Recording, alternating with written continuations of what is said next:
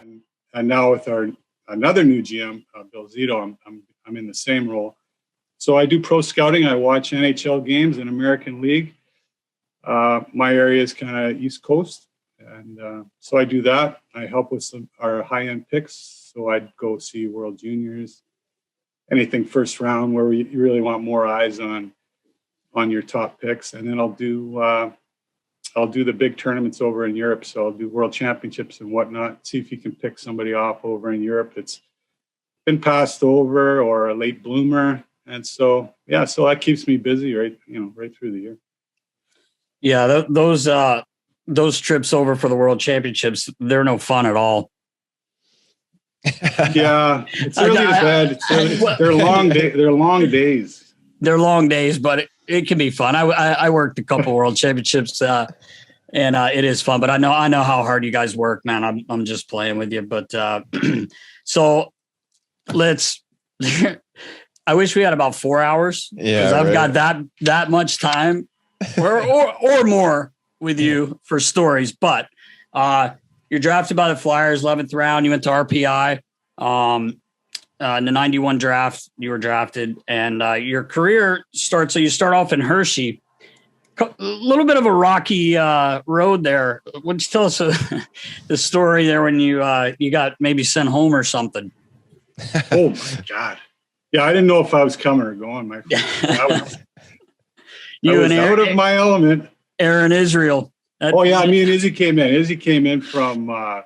We both got signed out of college. He was playing in Harvard. I was at RPI. So Flyers at that time were kind of struggling in goal, and so they signed these two kids coming out of college. We cruised in, and the GM got fired, and Clarkie came in. Clarkie didn't know who we were. He was like, we didn't even come to camp. So we signed these big tickets, finally got some cash in my pocket. And Clarkie comes in, doesn't even invite us to camp. So I'm like, well, I thought I was supposed to be on the Flyers. Just like that. Oh, yeah. We go down to Hershey, and it's the same thing. It's like, oh, my God, like what are all these goalies doing here? You know what I mean? So Izzy and I, next thing you know, a week later, we're down in Johnstown, Pennsylvania, looking at each other going, what happened? That was supposed to be in the big club. Oh, man, it was tough. Culture shock. Oh, man, it was tough. I cruised into town, Johnstown, it's booming metropolis. There's restaurants everywhere. Nightlife's fantastic. Oh, yeah, sure. I mean, what more could you want? Sandy white beaches, sunshine. Oh, man. So I'm stuck in this 10 by 10 motel. There's only one floor in this place. It's maybe 12 by 12 motel room. It was so small that you couldn't even open the bathroom door without hitting the bed. You got to kind of shimmy into the bathroom. It was so small that there was no room for the TV. They mounted a TV way up in the corner, right as you walk in the door. The front door hit the TV because it's mounted up in the corner of the ceiling. Oh my God! So I was in there for a couple of weeks, going batshit crazy, and then they got Izzy and I to rent a house together. Now there was a good idea. Yeah. Oh, I can't even imagine. So we were going. At the end of the day, Izzy and I would rotate from Johnstown to Hershey. We'd play for 3 weeks a month, go back. We'd switch. So we didn't see each other for a little bit. And then, anyways, at some point in time, Izzy and I were there for a couple months. We just weren't in the cards. And, sobriety was not part of our daily routine. Right. We'd go to practice and we're just miserable. We have, not a very good team. We're playing, out of just completely bewildered and baffled by the situation.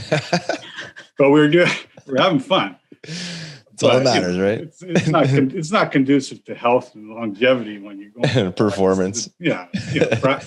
Practice, bar, beer store, home, sit on the couch for 6 hours and play whatever hockey game we were playing at that time. Those little video games. Yeah. Just need a little bit of support, a little bit of push. And, it goes a long way, especially when you're a kid and you're out of your element. I think, that's one thing that I look for now. I try to give guys, especially young guys, I give them the benefit of the doubt.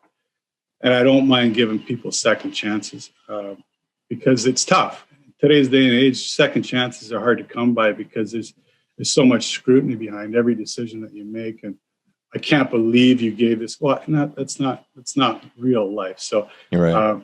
I learned a lot of things from going through that, and that I can apply to my everyday life now, and especially my job, where sometimes it takes a while. It takes a while for a young guy to get it. It may take twice as long as you think it's going to take, and you're already giving them the benefit of the doubt. So I think patience is a virtue, and I think second chances, especially. Young guys often make decisions that maybe if they could take back, they would. So, you always got to look at the big picture. And, I'm glad I went through that adversity. And I'm sure happy that Billy Barber came in and saved my bacon, and a lot of guys. Just gave us a whole new attitude and just completely turned our mindset around from negative, like, woe is me, this is brutal, to, okay, here's our goal. I believe in you guys. Here's how we're going to do it. Let's go. Let's have some fun. Yeah. Right. Oh, Billy like that fun. Oh, we forgot about that. Yeah. This game can actually be fun. Yeah.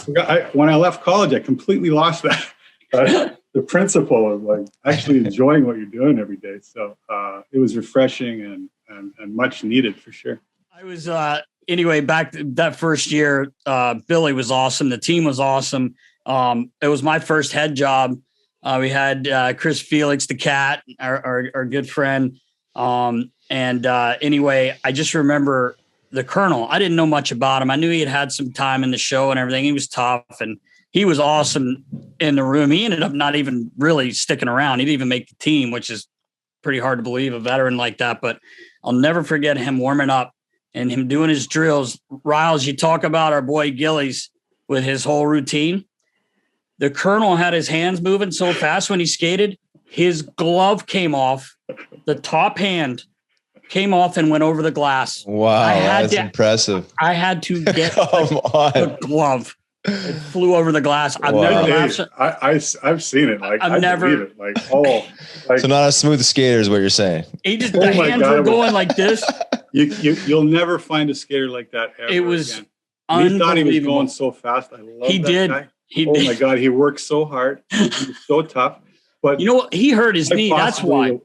That's why. Yeah.